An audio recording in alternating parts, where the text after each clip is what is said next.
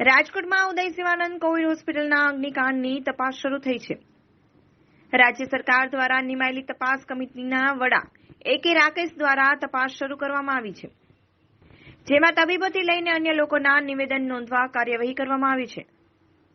તપાસ સમિતિનો રિપોર્ટ 3 થી 4 દિવસમાં આવી જશે. જો કે પ્રાથમિક તપાસમાં કોઈ કારણ હજુ સુધી સામે નથી આવ્યું. આગ લાગવા પાછળ આઈસીયુમાં રહેલ ઓક્સિજનના જંગી જથ્થાને જવાબદાર ગણવામાં આવી રહ્યો છે. જો કે ઓક્સિજન સુધી પેલો તીખારો સ્પાર્ક ક્યાંથી આવ્યો એ તપાસમાં શોધાયું નથી. તો આઈસીસીની અંદર 2 થી 3 કંપનીના વેન્ટિલેટર હતા, જે પૈકી ધમણ અને L&T કંપનીના વેન્ટિલેટરનો ઉપયોગ ચાલી રહ્યો હતો. સ્પાર્ક થવા પાછળ કઈ કંપનીના મશીનમાં સ્પાર્ક થયો એ શોધાયું નથી. એ ઉપરાંત સીસીટીવી ફૂટેજમાં શું જોવા મળ્યું એ પણ જાહેર નથી થયું. ત્યારે તપાસ આખરે ક્યારે પૂરી થશે અને શું નીકળશે એ સવાલ છે. એટલું જ નહીં, 24 કલાક કરતાં પણ વધુ સમય વીતવા છતાં શિવાનંદ ઉદય હોસ્પિટલના સંચાલકને કોઈ નોટિસ પણ આપવામાં નથી આવી. ગઈકાલે મેં જે વાત કરી હતી એના ઉપર થોડી વધારે ચર્ચા કરી છે અને મેઇન જે રિપોર્ટ છે FSL અને ઇલેક્ટ્રિકલ એન્જિનિયરિંગનો જે રિપોર્ટ છે, એટલે એ રિપોર્ટની હજી અમે રાહ જોઈએ છીએ. એ રિપોર્ટ આવ્યા પછી કંઈ ચોક્કસ તારણ ઉપર પહોંચી શકાશે. પણ મીનવાઇલ થોડી એ પણ ચર્ચા કરી કે ભવિષ્યમાં આપણે કદાચ કોવિડ હોસ્પિટલ જે છે, નોર્મલ હોસ્પિટલ કરતાં ઓક્સિજન સપ્લાય ત્યાં વધારે હોવાથી આગ ત્યાં ન લાગે એના માટે વધારે કાળજી લેવાની જરૂર છે. અને એના માટે કદાચ અમે અમુક ધોરણોની ભલામણ કરીશું કે જે મોસ્ટ મોડર્ન ઇક્વિપમેન્ટ છે એ ઇક્વિપમેન્ટ ત્યાં વાપરવામાં આવે અને માણસોની ટ્રેનિંગ થોડી વધારે ચોકસાઈથી કરવામાં આવે. અને કદાચ એ જે તાલીમ છે એ તાલીમ એક વખત આપી દઈએ અને પછી 2 કે 3 મહિના પછી આપીએ તો એના કરતાં આપણે દર પખવાડિયે કે દર મહિને એ લોકોને ટ્રેનિંગ આપતા રહીએ કે કંઈ પણ થાય એટલે તરત જ એક્શનમાં આવે, કારણ કે આગ જે છે એ બહુ ઝડપથી પ્રસરે છે. એટલે એ બધી બાબતોની અમે ચર્ચા કરી છે.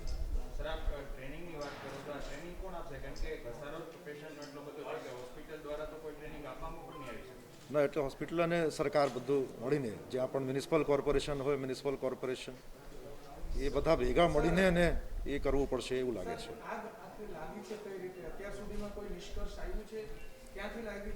અત્યારે એવું લાગે છે કે ત્યાં જે કંઈ ઇક્વિપમેન્ટમાંથી એ કંઈ આગની શરૂઆત થઈ છે. એ જુઓ, હવે કોવિડની ટ્રીટમેન્ટ માટે જે બધા ઇક્વિપમેન્ટ જે વાપરવામાં આવે છે એમાં હ્યુમિડિફાયર હોય છે.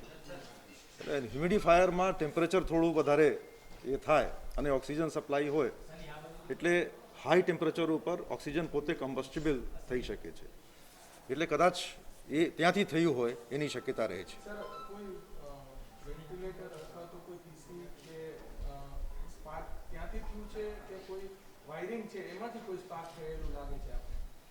એમ બંને શક્યતાઓ છે, પણ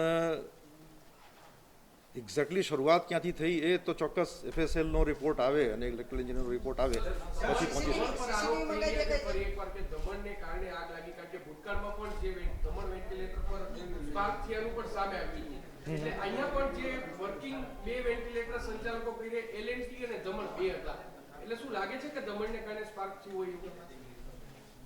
હવે ચોક્કસ કઈ બનાવટના ઇક્વિપમેન્ટમાંથી થયું છે એ તો કહી શકાય નહીં અત્યારે.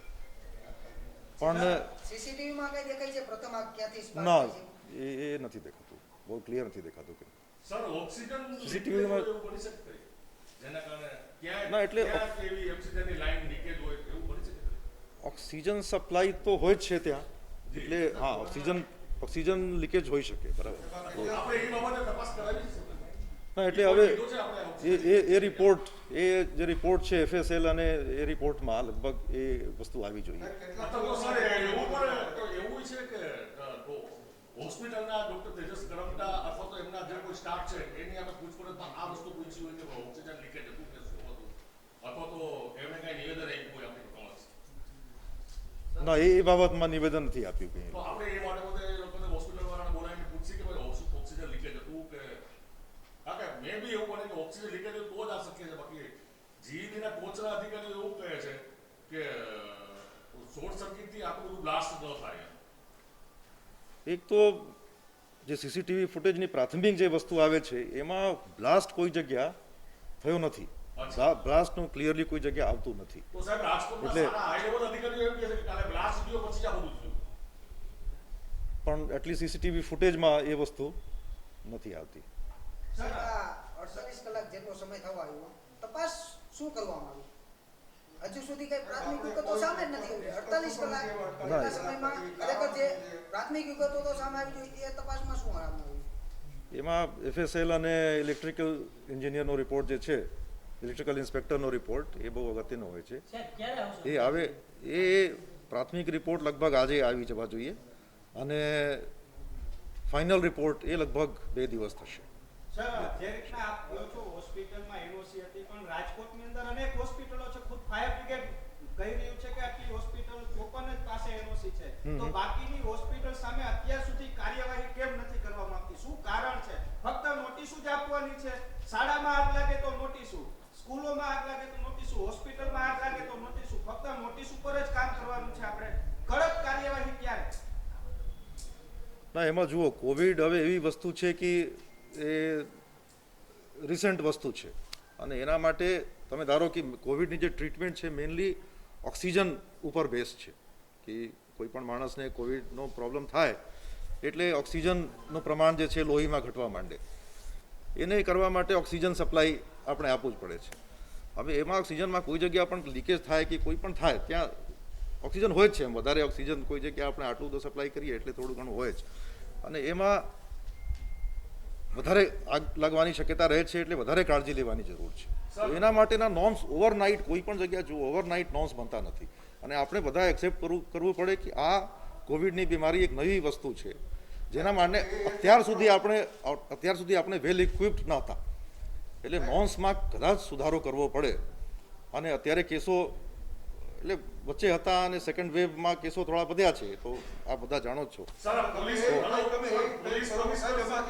શ્રેય હોસ્પિટલમાં પહેલી આગ લાગી અમદાવાદના નવરંગપુરામાં. બરાબર. 115મો દિવસ છે, હજી સુધી ગૃહ વિભાગને અને શહેરી વિકાસ વિભાગના અધિક સચિવને તપાસ સોંપી હતી. હજી એનો રિપોર્ટ નથી આવ્યો. સર, એક minute. Sir, police commissioner Shri અને મ્યુનિસિપલ કોર્પોરેશન શ્રી બંને અધિકારીઓએ પોતાના એક સાથે એક જ પ્રશ્ન પૂછો પ્લીઝ. હા, આપણે કેટલા સમયમાં રિપોર્ટ આપવો? એ રિપોર્ટ મેક્સિમમ 3 થી 4 દિવસમાં આવી જશે. ગવર્મેન્ટના સર, સીવી સાહેબ અને મ્યુનિસિપલ કમિશનર સાહેબે પોતાના અધિકારીઓ તપાસ સોંપી છે, પ્રાથમિક તપાસ એ છે આપણી બરાબર. સરકાર માટે. તો સર, એનો કઈ પ્રાથમિક રિપોર્ટ આવ્યો ખરી કે શું હતું શું નહીં? કારણ હોસ્પિટલનો કયા પ્રકારે વાત છે અથવા તો ત્યાં કોઈ એવો લૂપ પોઈન્ટ મળી આવ્યો હોય જેથી જે આપણે ધ્યાન દોર્યું હોય એવું કઈ છે સર? ના, હજી ચોક્કસ તારણ ઉપર નથી આપણે એની આવી. પાસેથી વિગતો કઈ મેળવી છે સર? એમાં કઈ મુદ્દામાં વિગતો મેળવી છે પણ પ્રાથમિક વિગતો છે એટલે એમાં શું આવ્યું સર? એમાં શું સર, ગઈકાલે ના. આ ઘટના બની ત્યારબાદ આપણે એવું કીધું કે અન્ય કોવિડ હોસ્પિટલમાં પણ તકેદારી રાખવામાં આવશે, પૂછવામાં આવશે. રાજકોટની ઘણી બધી હોસ્પિટલ એવી છે જેવી રીતના ઉદય કોવિડ કે જે જૂની હોસ્પિટલ હતી અને ત્યાં વેન્ટિલેટરની ને બધી કેપેસિટી ઊભી કરવામાં આવી. તો રાજકોટમાં બીજી કેટલી હોસ્પિટલમાં ગઈકાલથી આજ સુધીમાં તપાસ કરવામાં આવી અથવા તો ત્યાં ચેકિંગ કરવામાં આવ્યું? જે કોવિડ હોસ્પિટલો છે, જે જૂની જેવી રીતના 80 ફૂટ રોડ ઉપર એક હોસ્પિટલ છે, બીજી અન્ય હોસ્પિટલો એવી છે કે જે સપોઝ સ્ટર્લિંગ હોસ્પિટલ હોય તો એ સ્ટર્લિંગ પોતે કોવિડ નથી કરતો, કોઈ પેટા હોસ્પિટલમાં કોવિડ રાખી દે છે અને પેટા હોસ્પિટલ હોય છે જૂની હોસ્પિટલ હોય છે. તો આવી કોઈ હોસ્પિટલમાં તપાસ કરવામાં આવી આપણા દ્વારા? ના, એટલે મારી જાણકારીમાં અત્યારે નથી. ચેકિંગ ચાલુ છે.